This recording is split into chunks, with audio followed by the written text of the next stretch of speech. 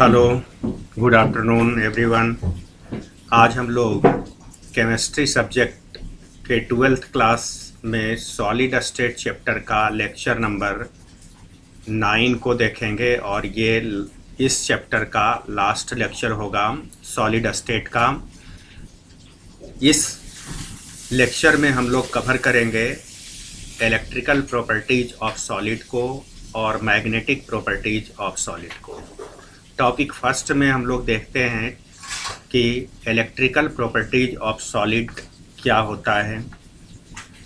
ये बेसिक बातें जो है वो आप बहुत ही छोटे क्लासेस से आप पढ़ते रहे हो कि कंडक्टर, इंसुलेटर, सेमी कंडक्टर, यही सभी बातें हम लोगों को इलेक्ट्रिकल प्रॉपर्टीज़ के अंदर देखना है। तो इलेक्ट्रिकल प्रॉपर्टीज होता क्या है, किसी सब सॉलिड का different type of solid so electrical conductivity which vary from as low 10 to the power minus 20 ohm inverse metre inverse और 10 to the power 7 ohm inverse metre inverse का कंडक्टिविटी रेंज जिस substance का होगा उसमें electrical properties show होगा। या electrical properties में चाहे वो कंडक्टर हो, इंसुलेटर हो या सेमीकंडक्टर हो। अब किस रेंज में आएगा तो कंडक्टर होगा, किस रेंज में कंडक्टिविटी होगी तो इंसुलेटर होगा और किस रेंज में होगा तो सेमीकंडक्टर होगा। इस बात को हम लोग समझते हैं। अब इलेक्ट्रिकल प्रॉपर्टीज ऑफ सॉलिड को हम लोग 3 टाइप्स में क्लासिफाइड करते हैं, जिसमें पहला टाइप्स क्या है आपका कंडक्टर है। कंडक्टर किसको कहते हैं? आप लोग प्रीवियस क्लास से जानते हो कि कंडक्टर उसे कहते हैं जिस सब्सटेंस से, जिस सॉलिड से करंट प्रॉपरली पास कर जाता हो। इसको कहते हैं, जैसे एल्युमिनियम का एग्जाम्पल है, सिल्वर का एग्जाम्पल है और भी बहुत सारे ऐसे एग्जाम्पल हैं जिससे कि करंट प्रॉपरली पास करता है। अब हम लोग कंडक्टिविटी रेंज के अकॉर्डिंग प्रीवियस क्लास में डेफिनेशन नहीं सीखे थे, नहीं पढ़े थे। तो यह क्या है? कंडक्टिविटी रेंज के according solid which have conductivity in the ranging 10 to the power 4 से लेकर 10 to the power 7 ohm inverse metre inverse तक कंडक्टिविटी रेंज जिस सॉलिड का, जिस सब्सटेंस का होगा उसको हम लोग कंडक्टर कहेंगे।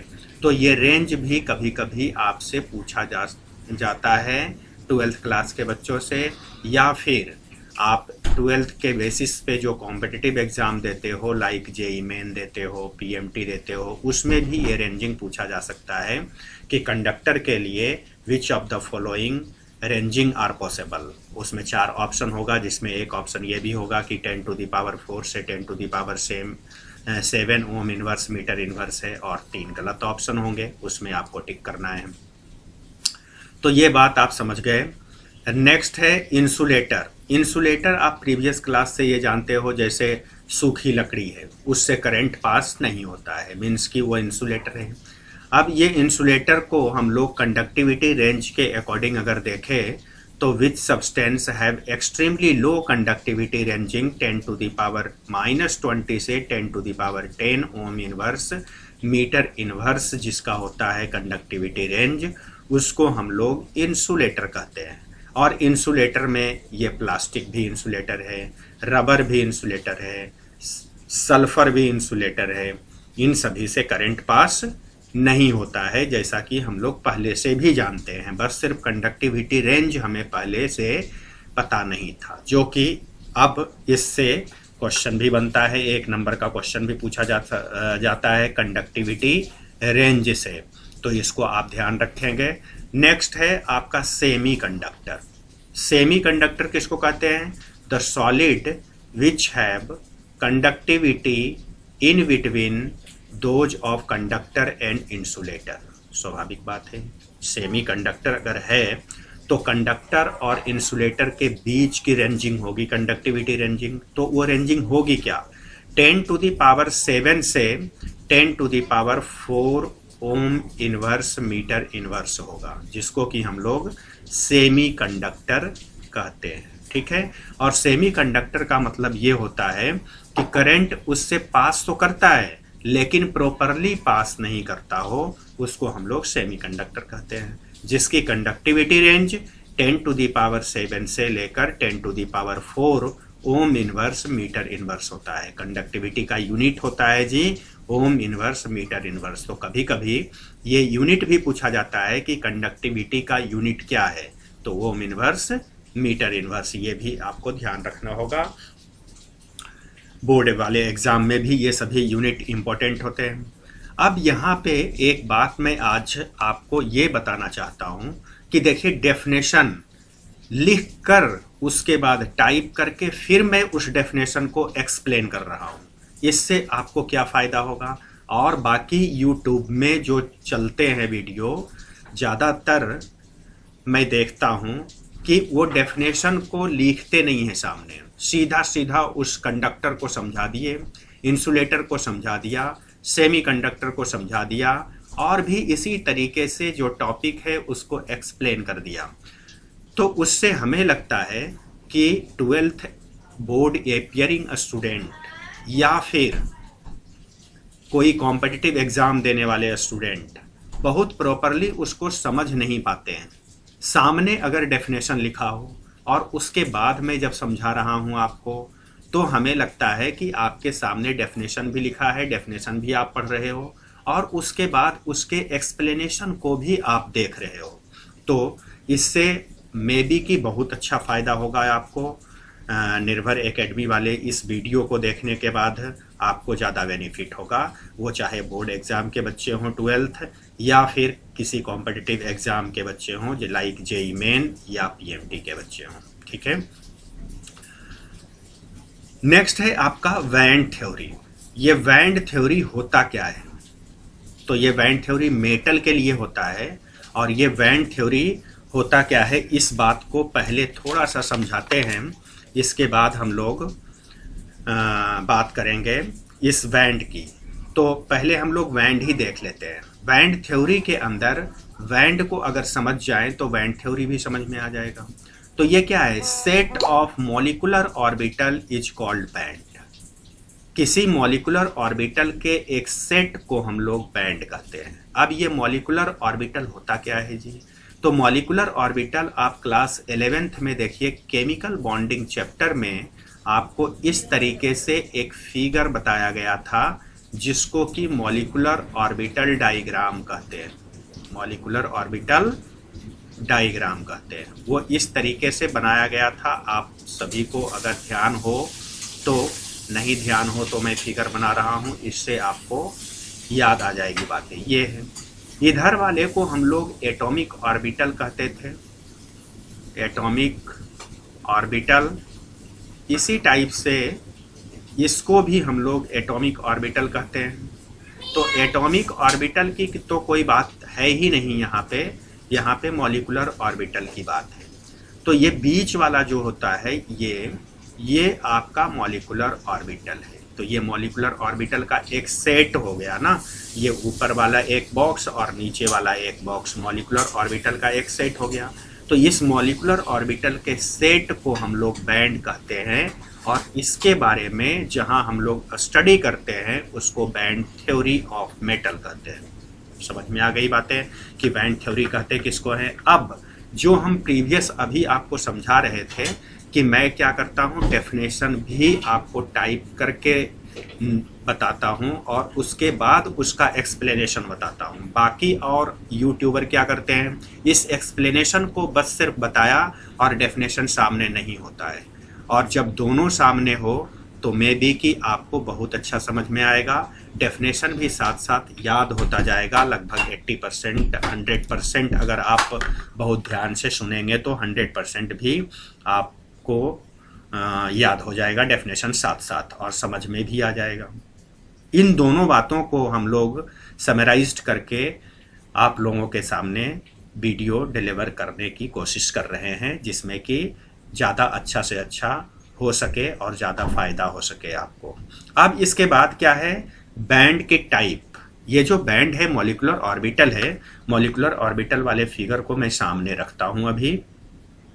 ये है आपका, तो ये टाइप ऑफ बैंड है। बैंड कितने टाइप के होते हैं? तो तो बैंड होता है दो टाइप का, एक होता है वैलेंस बैंड और दूसरा होता है आपका कंडक्शन बैंड। देखिए यहाँ पे क्या है, ये दूसरा कंडक्शन बैंड है। तो वैलेंस बैंड किसको कहते हैं अब? तो वैलेंस बैंड कहते हैं the band formation by low energy valence orbital is called valence band. जिसका वैलेंस ऑर्बिटल लो हो और उसका अगर मॉलिक्यूलर ऑर्बिटल का सेट बनाया गया हो तो उसको हम लोग वैलेंस बैंड कहेंगे।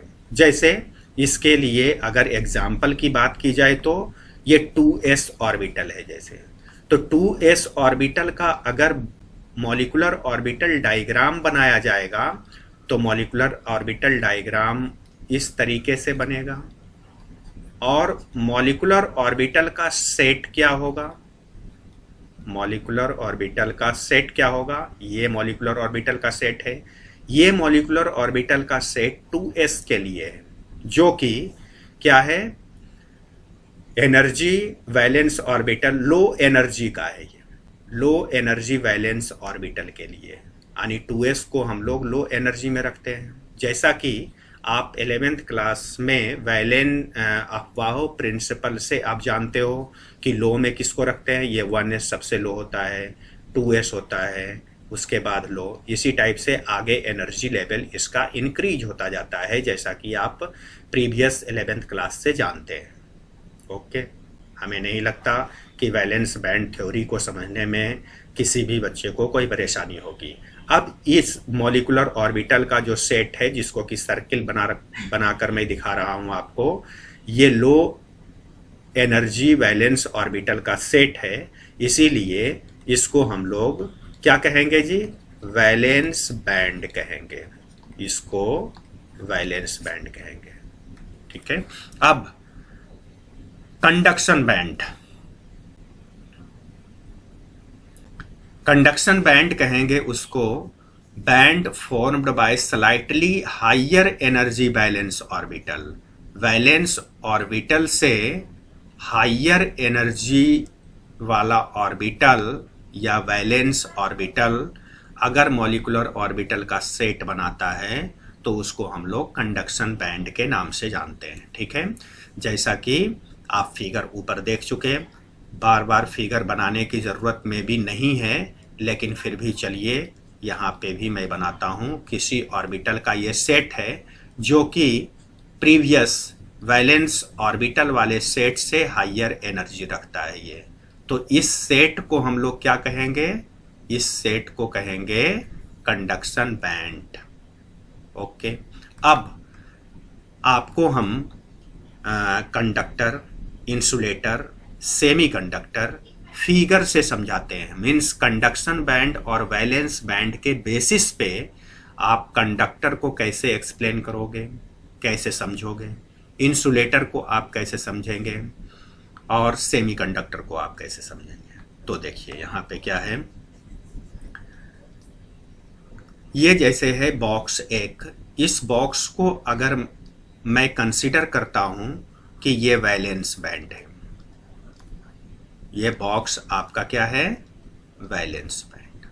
और दूसरा बॉक्स मैं दूसरे कलर से लेता हूं जिसमें कि आपको कंफ्यूजन नहीं होगी, समझ में आएगा बहुत अच्छे से। ये मैं रेड कलर से ले लेता हूं। ठीक है। ये इस टाइप से ओवरलैप किया हुआ है ये बॉक्स, जो ये क्या है? कंडक्शन बैंड है। ये आपका कंडक्शन बैंड है। तो वैलेंस बैंड और कंडक्शन बैंड दोनों अगर ओवरलैप कर जाता हो तो उसको हम लोग क्या कहेंगे? उसको हम लोग कंडक्टर कहेंगे। वो कंडक्टर शो करेगा।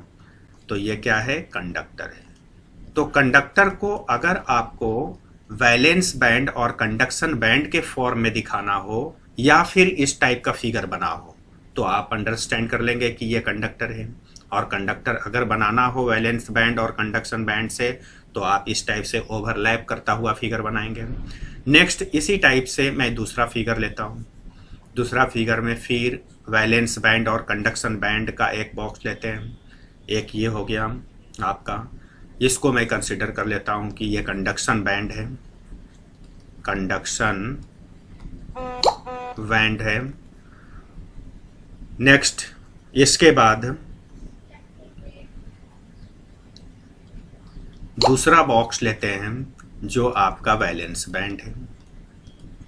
वैलेंस बैंड है। तो देखिए कंडक्शन बैंड और वैलेंस बैंड में लार्ज गैपिंग है।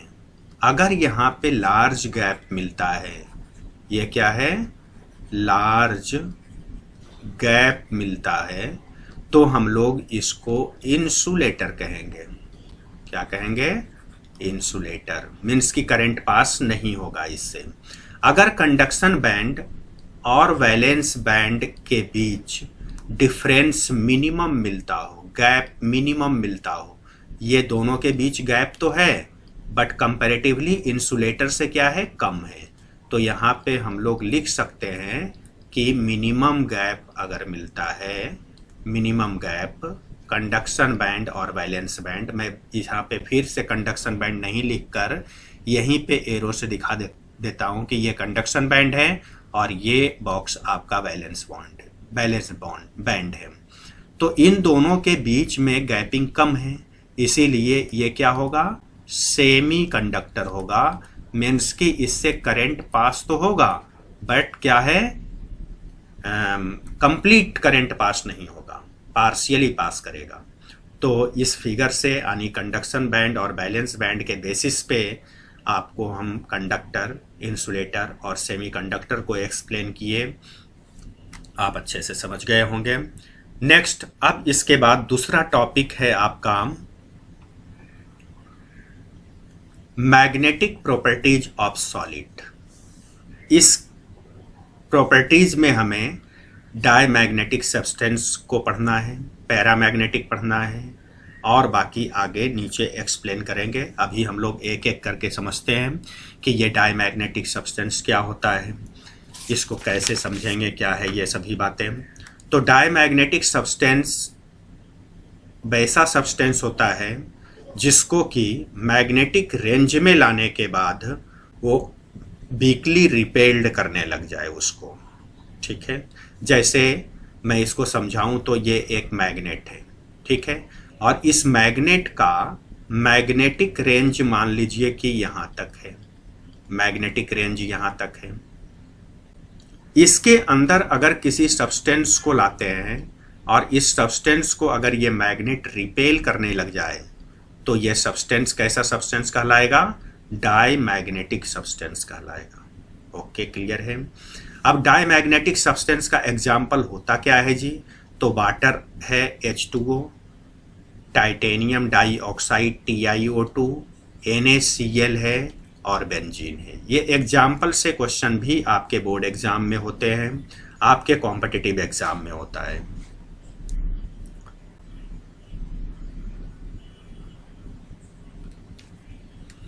अब इस बात को, ये डेफिनेशन तो इस तरीके से लिख देंगे, एग्जाम्पल कुछ याद रखना भी पड़ता है, कुछ समझना भी होता है।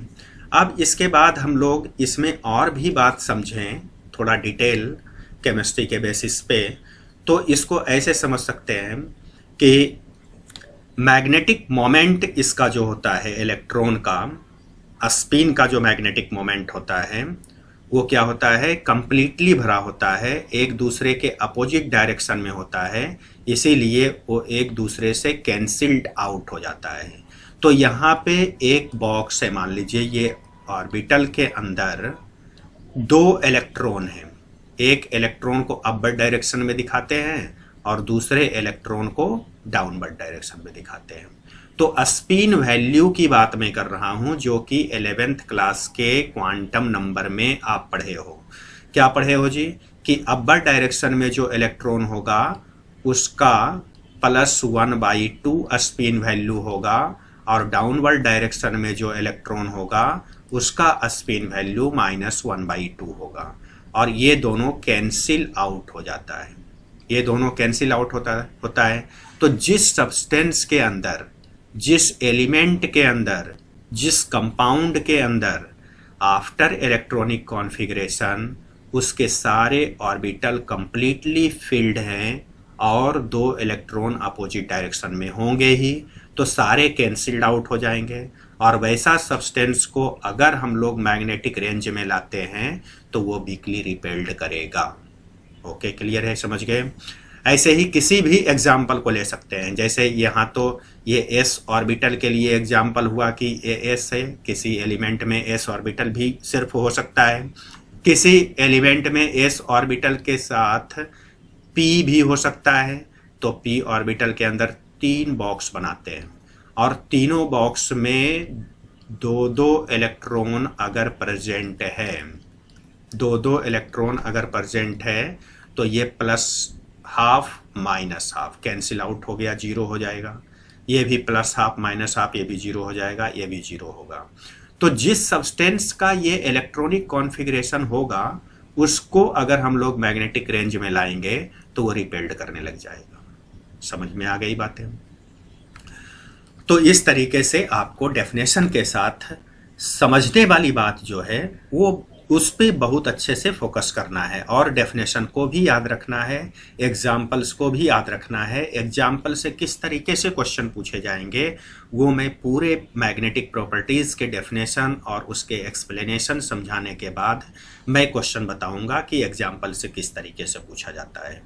और आपको जो मैं समझा रहा हूं वो आप समझेंगे तो परमानेंटली एक फिट हो जाएगा कि हाँ डायमैग्नेटिक में ऐसा कंडीशन होता है, इस कारण से ऐसा कंडीशन होता है। अब पैरामैग्नेटिक की बात मैं करता हूं। देखिए, तो पैरामैग्नेटिक क्या है? Substance which attracted by external magnetic field.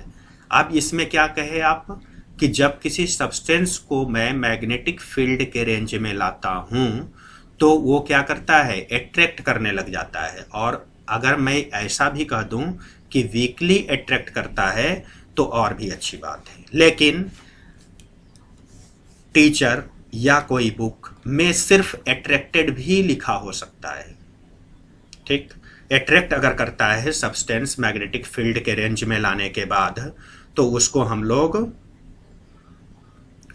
Paramagnetic कहेंगे। इसमें कौन कौन से सब्सटेंस होंगे? ऑक्सीजन होगा, Cu2 पॉजिटिव होगा, Fe2 पॉजिटिव होगा। अब इसमें स्पिन वैल्यू क्या होता है? इसमें स्पिन वैल्यू क्या होता है?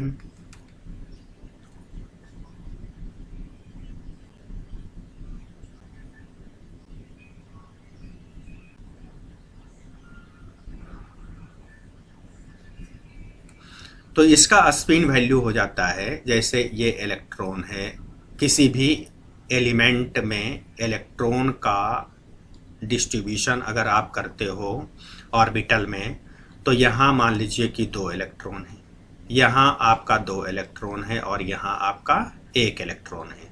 तो देखिए ये वाली बॉक्स ये वाली बॉक्स में 1 इलेक्ट्रॉन और हो सकता था। मीन्स कि ये जिस किसी भी एलिमेंट का इलेक्ट्रॉनिक कॉन्फ़िगरेशन है वो किसी न किसी दूसरे एलिमेंट के साथ कंबाइन करने की कैपेसिटी रखता है। चूंकि इसमें 1 ही इलेक्ट्रॉन है, इसमें होना चाहिए कितना? 2 इलेक्ट्रॉन होना चाहिए। तो चाहेगा किसी के साथ शेयर करके अपना कंप्लीट करना ऑक्टेट को। तो इस हालात में ऐसे सब्सटेंस को अगर मैग्नेटिक फील्ड के रेंज में लाते हैं तो वो क्या करता है? वीकली अट्रैक्ट करता है मैग्नेट से, अट्रैक्ट होता है मैग्नेट से। ऐसे कौन कौन से एग्जाम्पल होंगे? ऑक्सीजन होगा, Cu2 पॉजिटिव होगा, Fe3 पॉजिटिव होगा, और भी बहुत सारे एग्जाम्पल्स होंगे। अब इसके बाद नेक्स्ट 3rd नंबर की बात करता हूं मैं। 3rd नंबर क्या है? फेरोमैग्नेटिक सब्सटेंस है। अब फेरोमैग्नेटिक सब्सटेंस क्या है? Substance which show permanent magnetism. इसमें क्या है जी? परमानेंट मैग्नेटिज्म होता है। Even in the absence in the magnetic field are called ferromagnetic substance. ठीक है, तो इसमें क्या है? आयरन है, निकेल है, कोबाल्ट है, गैडोलिनियम है। ये सभी में ऐसा कह सकते हैं कि स्ट्रांगली अट्रैक्ट करता है मैग्नेट के पास आने के बाद। ओके, क्लियर है। तो ये पार्शियली फील्ड होता है ऑर्बिटल में। इलेक्ट्रॉन पार्शियली फील्ड होने के कारण और ज़्यादा पार्शियली फील्ड होने के कारण वो फेरोमैग्नेटिक बिहेवियर शो करता है। अब देखिए, फेरोमैग्नेटिक बिहेवियर के अंदर एक साइंटिफिक टर्म है, ऐसे साइंटिफिक टर्म साइंस में पूछे जाते हैं 2 नंबर 3 नंबर 4 नंबर तक, जो कि यहाँ डोमेन है। डोमेन किसको कहते हैं? Metal ion these substance are group together in the small region are called domain. किसी मेटल का आयन, जैसे सोडियम आयन की बात मैं करता हूँ, इस टाइप से सोडियम आयन है, तो बहुत सारे सोडियम आयन स्मॉल रीजन में, छोटे जगह में अगर बहुत सारा सोडियम आयन इकट्ठा हो जाता है, ग्रुप टुगेदर हो जाता है, तो इस कंडीशन को हम लोग डोमेन के नाम से जानते हैं। समझ में आ गई बात?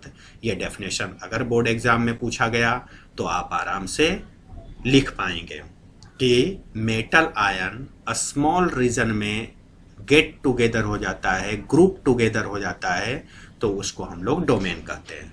ठीक है, अब आगे 4th नंबर क्या है जी? Anti ferromagnetic substance. Anti ferromagnetic क्या है? Substance which are expected to possesses paramagnetism or ferromagnetism on the basis of magnetic moment of the domain, but actually they possesses zero net magnetic moment, are called antiferromagnetic substance। ठीक है, जिसका कि net magnetic moment क्या हो? 0 के बराबर हो जाए। अब यहाँ पे मैग्नेटिक मोमेंट होता क्या है, ये बातें आपको प्रीवियस क्लास में बताया जा चुका है, लेकिन फिर मैं यहाँ पे समझाता हूँ कि मैग्नेटिक मोमेंट को म्यू से रिप्रेजेंट करते हैं, और म्यू इज इक्वल टू क्या होता है? Q इंटू डी होता है। और D यहाँ पे क्या है? 2 चार्ज के बीच का डिस्टेंस है, और Q क्या है? क्वांटिटी ऑफ चार्ज है। तो ये क्वांटिटी ऑफ चार्ज और चार्ज बिटवीन 2 आयंस, ये क्या है? इसका वैल्यू अगर 0 के बराबर आता हो तो हम लोग कहेंगे उस सब्सटेंस को कि ये एंटी फेरोमैग्नेटिज्म बिहेवियर शो करेगा। जैसे इसमें एग्जांपल क्या है? MnO। तो MnO है, MnO ये क्या है? इसका नेट मैग्नेटिक मोमेंट 0 के बराबर होता है, और नेट मैग्नेटिक मोमेंट 0 के बराबर होता है, इसलिए मैग्नीज ऑक्साइड आपका एंटी फेरोमैग्नेटिक बिहेवियर शो करेगा। अब नेक्स्ट क्या है? फेरी मैग्नेटिक। फेरी मैग्नेटिक किसको कहते हैं? देखिए,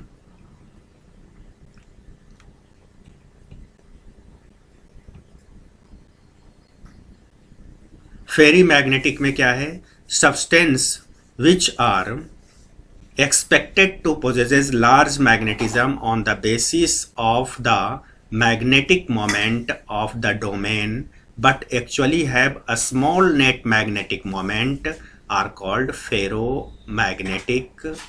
फेरी मैग्नेटिक सब्सटेंस। यहाँ पे फेरो नहीं होगा, ये क्या होगा? फेरी मैग्नेटिक सब्सटेंस होगा। अब देखिए यहाँ पे क्या कहा गया कि स्मॉल नेट मैग्नेटिक मोमेंट होगा।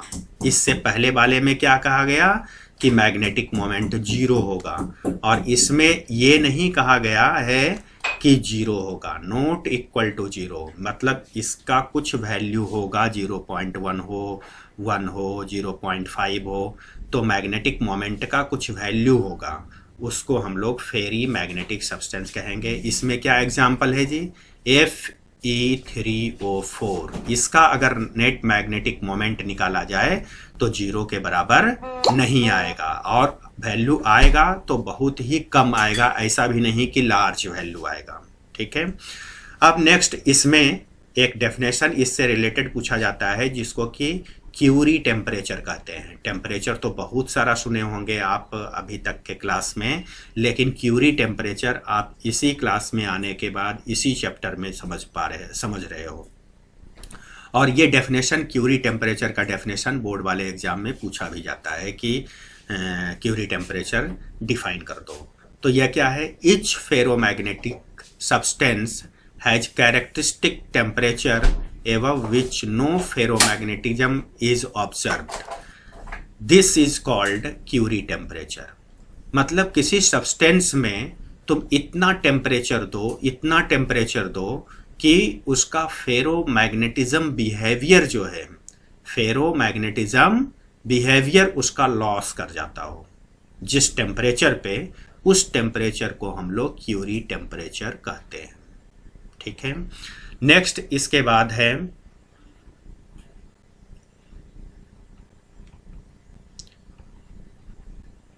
ये डेफिनेशन पूछा जाता है, पायरो इलेक्ट्रिसिटी किसको कहते हैं और पीजो इलेक्ट्रिसिटी किसको कहते हैं।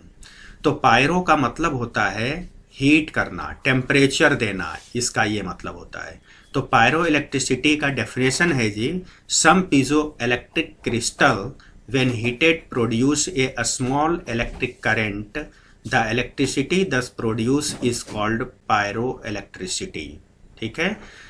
कुछ पीजो इलेक्ट्रिक क्रिस्टल है, सारे पीजो इलेक्ट्रिक क्रिस्टल नहीं, उसमें से कुछ पीजो इलेक्ट्रिक क्रिस्टल है, उसको अगर तुम गर्म करते हो, हीट करते हो, तो उसमें आयन का डिस्प्लेसमेंट होने लग जाता है, और आयन के डिस्प्लेसमेंट की वजह से उसमें करंट प्रोड्यूस होने लग जाता है। तो ऐसा कंडीशन होने से उसको हम लोग पायरो इलेक्ट्रिसिटी के नाम से जानते हैं। ऐसा कौन से सब्सटेंस है जो पायरो इलेक्ट्रिसिटी होता है या पायरो इलेक्ट्रिसिटी क्रिस्टल है? तो ये क्या है, PbZrO3, जिसको लेड जिरकोनेट कहते हैं। लेड जिरकोनेट में अगर आप हीट देंगे तो इसमें आयंस का डिस्प्लेसमेंट होता है और उसकी वजह से इस क्रिस्टल में करंट प्रोड्यूस होने लग जाता है। तो इसको पायरो इलेक्ट्रिसिटी कहते हैं, और ये डेफिनेशन आपके बोर्ड एग्जाम में पूछा गया है कई बार। नेक्स्ट है piezo electric crystal. Piezo electric crystal क्या है? When mechanical stress is applied on such crystal, जिस क्रिस्टल पे मैकेनिकल स्ट्रेस अप्लाई करें। जैसे आप अगर बचपन में ऐसा खेले हो तो दो पत्थर को हम लोग बचपन में खेलते समय ऐसा करते हैं, रगड़ते हैं आपस में, तो उससे क्या चिंगारी निकलती है। मीन्स क्या कर रहे हो, दोनों में मैकेनिकल स्ट्रेस अप्लाई कर रहे हो जिसके कारण चिंगारी निकलती है। ऐसा सभी बच्चे देखे होंगे, किए होंगे, खेले होंगे बचपन में। तो मैकेनिकल स्ट्रेस अप्लाई करते हैं जब क्रिस्टल पे, तो उसमें भी क्या होता है, आयन का डिस्प्लेसमेंट होता है, और आयन के डिस्प्लेसमेंट के कारण इलेक्ट्रिसिटी प्रोड्यूस होता है उससे। तो उसको हम लोग पीजो इलेक्ट्रिक क्रिस्टल कहते हैं। यानी मैकेनिकल स्ट्रेस अगर दे और इलेक्ट्रिसिटी प्रोड्यूस हो तो पीजो इलेक्ट्रिक क्रिस्टल कहलाएगा, और हीट अगर प्रोड्यूस करें और तब उससे करंट पास हो तो पायरो इलेक्ट्रिसिटी क्रिस्टल कहलाएगा। तो पीजो इलेक्ट्रिक क्रिस्टल का भी एग्जाम्पल लीड जिरकोनेट कह सकते हैं। यानी लीड जिरकोनेट पायरो इलेक्ट्रिसिटी क्रिस्टल भी शो करेगा, यानी हीट करने के बाद भी उसमें करंट आएगा, और मैकेनिकल स्ट्रेस उस पर अप्लाई करेंगे तब भी उससे करंट प्रोड्यूस होगा। तो इतना आप समझ गए होंगे, और ये चैप्टर आपका कंप्लीट हो गया सॉलिड स्टेट। नेक्स्ट क्लास में और नेक्स्ट वीडियो में हम लोग मिलेंगे अगले चैप्टर के साथ। इलेक्ट्रोकेमिस्ट्री चैप्टर शुरू करेंगे क्लास 12th का, और उसको हम लोग एक्सप्लेन करेंगे 12th के बेसिस पे, जेई मेन के बेसिस पे, और आपके नीट और अदर कॉम्पिटिटिव एग्जाम को ध्यान में रखते हुए। Okay bye, thank you.